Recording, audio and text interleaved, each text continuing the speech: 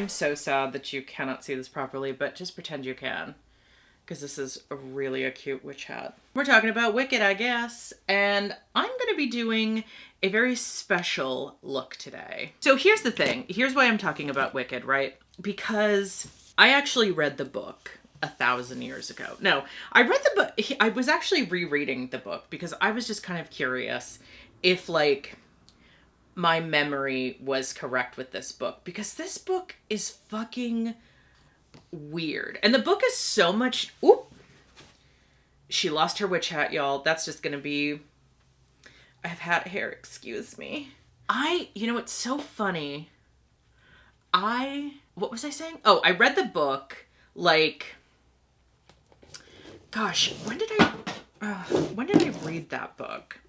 I think the first time I read it, I was in college. Because I think that's around the time I found... like Wicked the musical on like iTunes. But I heard about the book when I was a kid. I remember being in grocery stores, seeing this book and wanting it just so badly. Like really, really wanting this book because I was always obsessed with the Wicked Witch of the West. She was always my favorite character. This is so not working the way I wanted it to. It's so funny though, because I read the book like ages and ages and ages ago. And I remember really loving it. But it's also so fucking strange, right? Like the book is so fucking weird. Like it's so, ow, God, my nose. I just scratched my nose. Like the book is it's so much different than what I understand the play to be. And I think, you know, it obviously, I think, has to be, right? The book is very inherently political. I actually think the book is something that should be read. I mean, there's a lot of stuff that's very strange and, like, I don't enjoy. But I think in general, at least the first book, that should be read by people. Especially with, like, what's coming. Because, I mean, I'm not the first person to make the analogy that, like, Trump is the wizard. You know, I'm not the first person to make that analogy. I don't think that is at all an original analogy, certainly.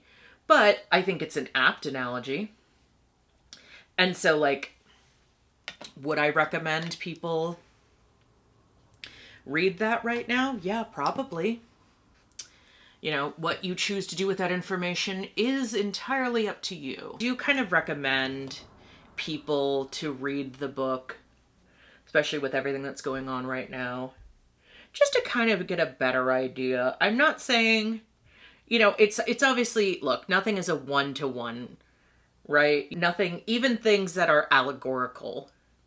And I think, you know, whether he likes it or not, and whether, you know, even me as a writer, I'm not always a super fan of allegory, but whether, you know, Tolkien likes it or not, direct allegories can be drawn from his work. You know, I think whether you as a writer like it or not, if an allegory can be drawn to your work, then, like, you know, that's what it is. But even an allegory is not one-to-one. And even if it's on purpose, it's not usually one-to-one. Even in something like Fandom Redacted, which had a lot of allegories to World War II and to, you know, modern day fascism and stuff like that. Although she's tried to say it's allegorical to trans people, apparently, but that's a whole other thing, you know, that tells you how fucking dumb she is. But, you know, it's not a one-to-one allegory. Even if she had intended it to be an allegory to trans people, which she didn't,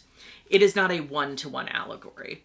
Like, that's just not how allegories ever work. They're never going to be a one-to-one because they couldn't be. You know what I mean? Like, that's just not possible. Think someone like Gregory Maguire has been pretty open with the fact that his work is very allegorical to what was going on at the time, which was the Iraq War. So that's, like, not a secret there. But I think it's also allegorical to fascism in general, and I think that's why it is particularly fitting to the time we are currently in. I mean, a good allegory can fit any time frame, right? You know, a good allegory is timeless. I think something like Wicked especially is very, very timeless. I think that is an allegory that goes beyond time. It goes beyond our current understanding of the world. I think it is particularly poignant right now, but of course it was poignant at the time too. And of course I speak specifically of the book. Now, obviously, I would assume, I haven't seen the film. I would assume that the film follows in that vein. I don't know how, like I said, I haven't seen the film, so I can't really speak to it. But I would assume it's going to follow in that vein.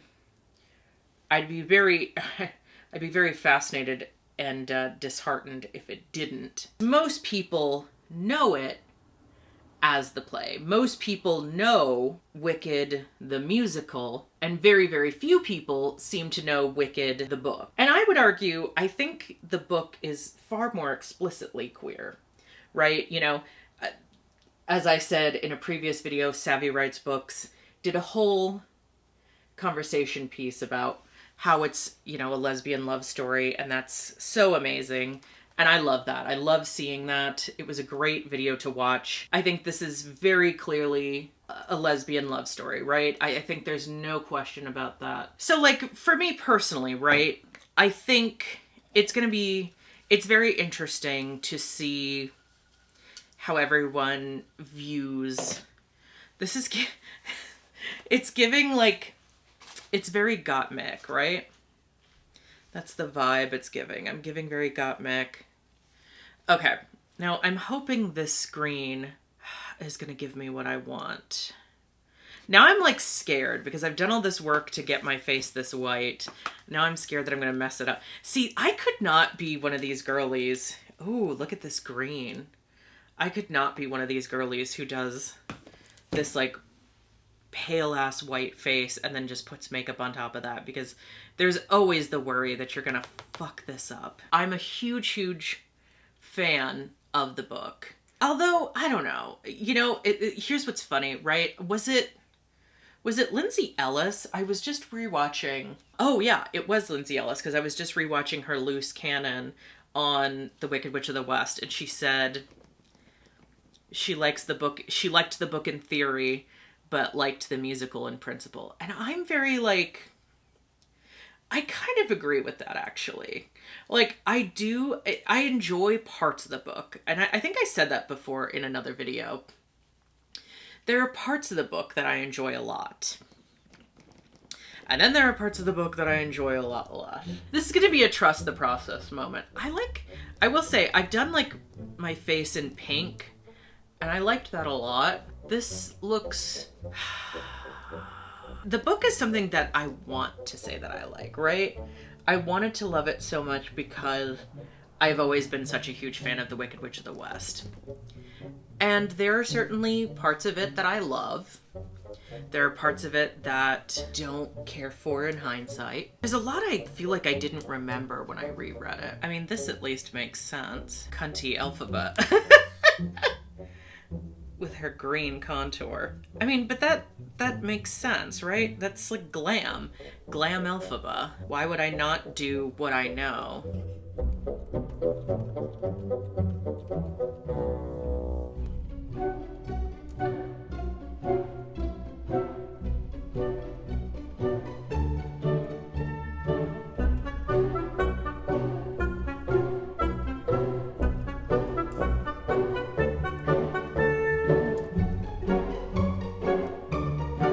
So,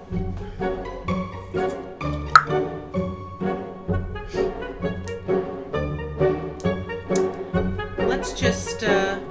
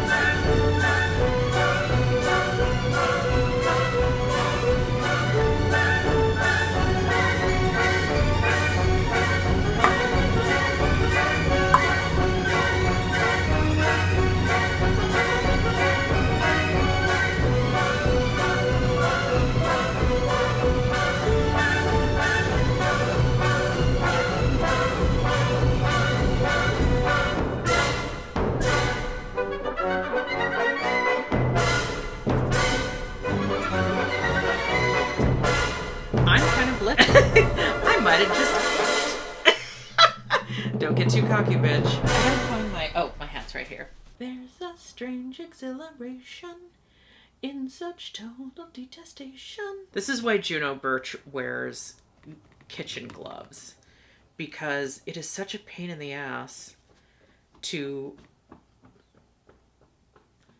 paint yourself. And I think the reason I'm talking about this is not just because the movie just came out like a month ago. I'm also talking about this because I am someone who has loved the Wicked Witch of the West for as long as I can remember. I went as the Wicked Witch of the West in green everything and like a full outfit from like 6 years old. I went constantly as the Wicked Witch of the West. Every single time that I was allowed to, I wanted to go as the Wicked Witch of the West. Like, let me be clear. Any opportunity that I could take to dress up, or just any witch, but to me, any witch was the Wicked Witch of the West. Anytime I had that opportunity as a child, I was taking it. Like, I have loved this character for such a long time. And I have been waiting for this movie for such a long time. And I think that is why part of me is a little bit, like, scared to watch it, I think, in a little way. Because, like, I am someone who has never seen the full musical, but enjoyed the music, enjoyed the idea of the story, enjoyed, like, Wicked as, like, this cultural phenomenon, as someone who is such a huge fan of the Wicked Witch of the West. And I think my mother was someone who kind of enjoyed The Wizard of Oz as like a once a year thing. There are so many people for whom, including myself, The Wizard of Oz is like a very deeply emotional, moving movie that you just love. And so I think there is that kind of feeling about it, right? And unfortunately for Wicked, it's kind of ironic that the film took so long to become a film. In that way, kind of following in the footsteps of The Wizard of Oz, didn't it? Because it took forever to become a thing. And I mean, I don't know how behind the scenes, how nightmarish it was, but it certainly was in production hell forever, like The Wizard of Oz before it, because this has been something that's been talked about at least for the last decade. It's been rumored about since like 2012. So like, this is something we've been waiting for a very, very, very long time.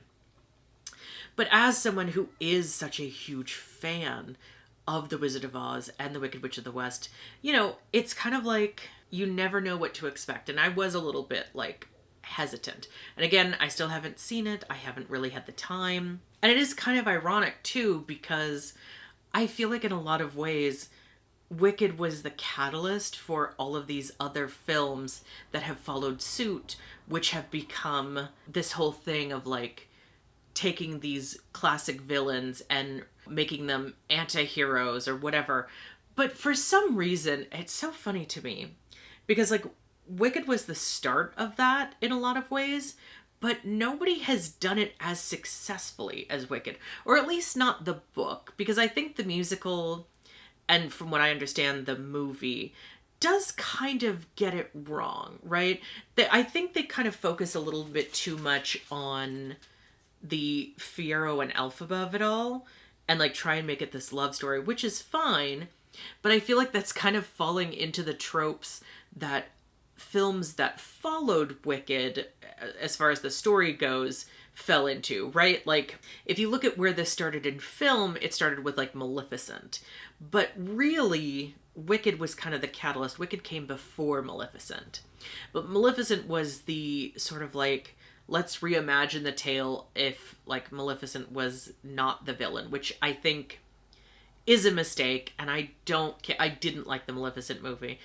And so that was kind of my worry about, you know, the film, is like, is this going to fall into Maleficent territory? Is this going to fall into the Cruella territory? Is this going to fall into this territory of the remakes, where they try and make these villains sympathetic? And I mean, the thing about Wicked is that Elphaba is not the villain. She's portrayed as the villain by everyone else, but like realistically, she is not the villain of this story. And I think actually, if you look at The Wizard of Oz in general, she's not the villain of that story either. You know, it's interesting because in a way I am, you know, some of the things that I've heard from people, right, does make me concerned that they are falling into those tropes of like trying to make it about the love story, trying to make it about you know, that particular aspect. Now, granted, the Elphaba and Fiyero thing does happen. I'm wondering how much they're gonna stick to the book for part 2. Because as I understand it, I mean, I know there's still parts of the play that they have, or the musical that they have left, but I do wonder how close they're gonna stick to the book. Like, as far as I understand it, I mean, the character of the nanny is in no part in the musical and not in the film. I don't think her son is anywhere in the musical, because I don't know where that would even fit into the musical. So I'm kind of wondering how much they're going to stick to that. Like, are they going to stick to the whole affair with Fiyero? Are we going to get a wicked sex scene in the next one? Like, I don't know what these films are rated, but that sounds like, I don't really want to see that. And I know so many people want to see like an actual like romantic moment between Glinda and Elphaba, but I think that ship has very much sailed, at least canonically. Obviously, you know, fan fiction exists and can certainly fix any problems there, but I actually, you know what, strangely enough, I have never fallen into as much as I do personally ship it, I've never actually read fanfic of Glinda and Elphaba, and I kind of consider that to be like, whether or not I'm in a fandom is whether or not I've read fanfic of it. So there's plenty of things that I've enjoyed, but I've never read fanfic of it, so I would not consider myself in that fandom. Whereas if I've read fanfiction of something, then I consider myself kind of part of the fandom. Because not everyone looks for fanfic of things. You can enjoy something and still not read fanfiction of it. And Wicked is something that I enjoy, but I've never actually, I think I've looked, but I've never found anything that caught my interest. It'll be interesting to see after the movie if that changes, if there's more fanfics, if there's better fanfics, if people, you know, kind of want to rewrite some of the wrongs. We shall see. I don't know. I feel like you know, this is one of the rare cases where I do think a lot of people ship Elphaba and Fiyero, so they're not going to, you know, the Glinda and Elphaba obvious ship is not going to be the thing. And again, you know, it's so funny because I feel like that makes the most sense when you think about, and granted, I don't think shipping has to make the most sense. You know, you can certainly ship things that don't make any sense, that don't work canonically, whatever. But I feel like it's the most obvious pairing, and yet I don't know what it is. This is kind of a tangent, but I just want to say this because I think this is going to be relevant. I don't know what it is that I feel like the new generation of shippers have this thing where they don't want to ship anything that's not canon. I don't know what it is, because I feel like I'm now becoming the old school, right? Who's like, ship whatever the fuck you want. And I feel like a lot of the younger people, a lot of the new people are like, you can only ship what's canon. You can only ship what's been prescribed by the author. You cannot make up your own ships. You ship what the author gives you and you like it, and that's it.